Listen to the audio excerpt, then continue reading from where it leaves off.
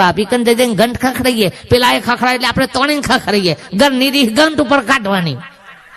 હા, પણ હુકા ખખરાવો છો, ભગવાનનો જગારો છો કે તમે ઊંઘેલા છો એ તો જુઓ. તો જઈને આટલા દીવા ભર્યા, અલે એને ધારું છે કે તમારા છે, એ તો કોકને તો પૂછો કે આ દીવા એના માટે. પણ આદર્યું છે બાપ ભાઈ, એક કરી એટલે અને કોક તો વળી પોત 100 દીવા ના લે, બધું એટલું ઘી હુકા કુટી બાળો છોકરોને ખવડાવો કે ને, પણ નહીં ખવડાવાતું. ડબે ડબાન મનના ઉપર તમે જુઓ તો રેડી છે, શનિદેવ ને બધા નહીં તેલના, અલે એને તેલનું શું લેવા દેવા છે?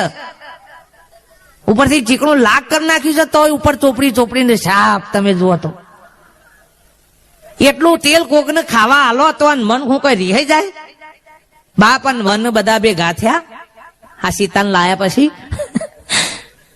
પછી વાતોમાં શું ગ્રીવ નાન તે બધા બેઠેલા ને પૂછ્યું કે હારવન મન કી કાઠો જબરજસ્ત લંકામાં તો આ લઈને પાછળ. એટલે મને વાત કરી કે સીતાને લાવતા તો તેલ નીકળી ગયું. સીતાને લાવતા તેલ નીકળ્યું. આ બસ આપણા જેવા એ દાડાનો હોબળી ગયા છે તે કે નીકળી ગયું છે તો પૂરો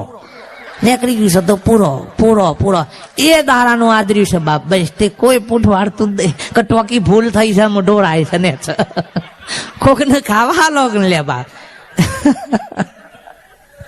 નથી નહીં હલાય, પણ નહીં હલાય જોજો.